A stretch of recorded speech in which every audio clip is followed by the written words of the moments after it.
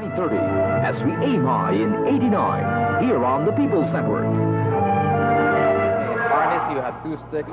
Kali World Invitational Tournament here at the Ninoy Aquino Stadium will focus the sport of harness, which is truly a Filipino martial arts sport. The worldwide appeal of harness has achieved new heights with the holding of the first World Eskrima Kali Harness Open Championships in Cebu City.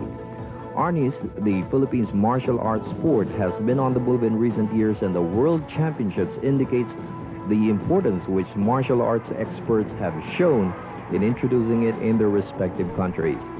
The championships has attracted the participation of 11 countries. Day one of the competition saw the Philippines dominating the opposition as 9 of its entered bets ruled their respective weight divisions. The United States was a close second with 6 wins, while Australia had 4 victories. Day 2 saw the United States bagging 4 titles, the Philippines winning 3 crowns. Australia went on to grab 3 titles, while Great Britain settled with 1. The sport of harness has grown by leaps and bounds in the World Championships. The election of Junicio Cañete as the president of the World Eskrima Harness Kali Federation is an indication of how Filipinos have propagated the sport.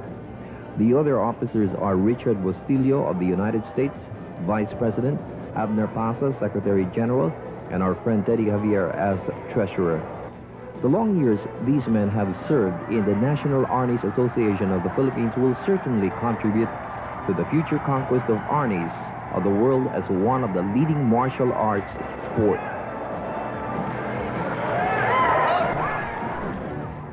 In just a very short while, the action here at the Ninoy Aquino Stadium.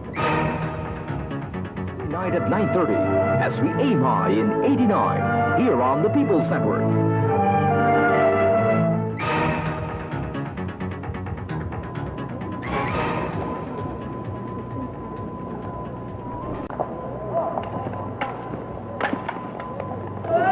Well, you have, of course, the entries now in this particular bout. For the featherweight, Reginald Burford, and in the Dennis Chan for the red guard. And as you can see, that both fighters are moving very fast the way it seems. They certainly are, and I would hate to be in there. They're really wailing those sticks.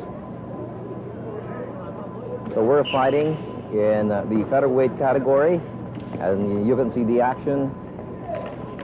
One of the most important things is rhythm. Yes, as a matter of fact, when you learn harness, you are actually learning with music, because that helps to develop the fighter's rhythm. And rhythm is a very important thing. As you'll see, they'll get in and out of that area, that contest area, and develop that rhythm to use in their fight.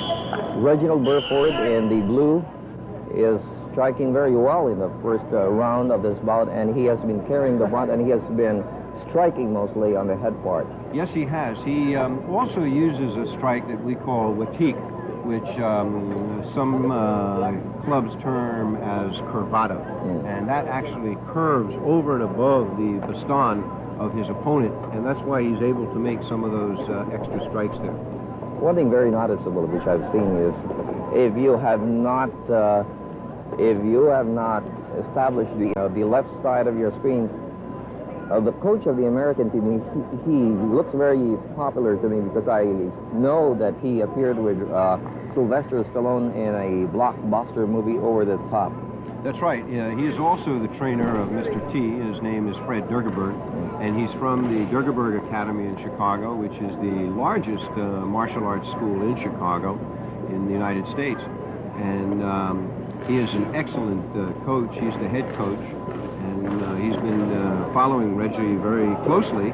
Reggie has been coming up with a lot of fights. I think this is about his 3rd fight here now.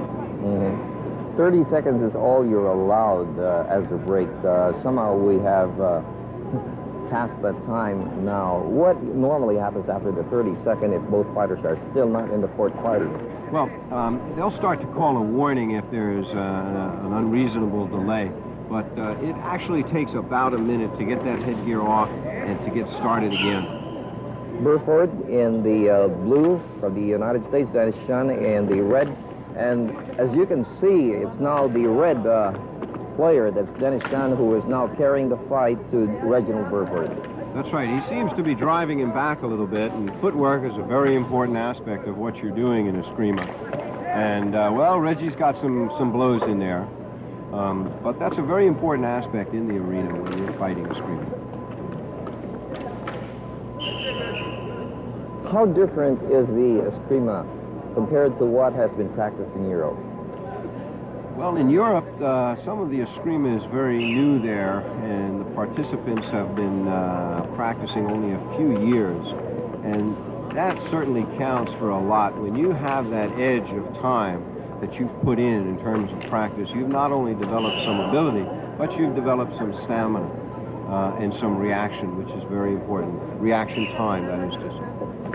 Well, Chan is setting the initiative right now, and Burford defending very well. That's the end of round number 2. Sometimes a lot of people would say the way the second round has gone, there are certain times when the movement is so limited that you would say both fighters are just, or fencers right there, or Arnis players are just taking their time, and somehow the brutality in which the sport is associated with is lacking in that particular round we witnessed. Okay, this is the third and final round in the featherweight category. Reggie Burford in the blue, and of course Dennis Chan in the red. This is a situation where it's a make or break when both fighters are equalized. That is true, and it seems like Mr. Chan has just lost his stick, and that will cost a point. That's going to give, I think, Mr. Burford a slight edge here, Freddie, and we're going to have to see what the outcome really is, because these fighters are really going at it for the final round here.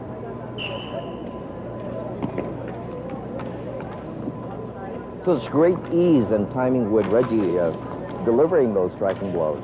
He just flows in and out. I mean, if you watch him, his stick carries around that circular motion, and he's pushing in the footwork now, and it seems to be working for him. He's got some weaving motions that'll keep that stick out of his area and keep him from being hit. Would a circling motion add more advantage for you against your opponent? In some cases, yes. If you can use that footwork principle will really make it more successful for you. I know that there have been over 40 participants in this particular World Invitationals. This is the first time a world-class competition has been held here in the Philippines, knowing that Arnis is a traditional Filipino martial arts sport. Is there really a chance for this sport in this country, or even in the entire world, that Arnis can become can accept worldwide popularity? I believe so, Freddie, and I say that because it is in no less than 12 countries at this particular moment in time. And it is growing fast. It is very, very fast art. And as you can see, you know, it's popular because it's difficult. You know, it's not easy to be out there. It is probably one of the most difficult martial art competitions that exists in the world today.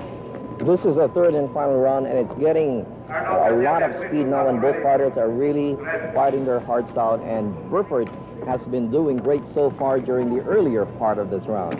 I think so, and I think he's doing a little better this last round, too. It seems like Mr. Chan has changed his stick hand. He's moved his stick over to his left hand and then back again. And that certainly is a sign that he is losing some of his stamina here.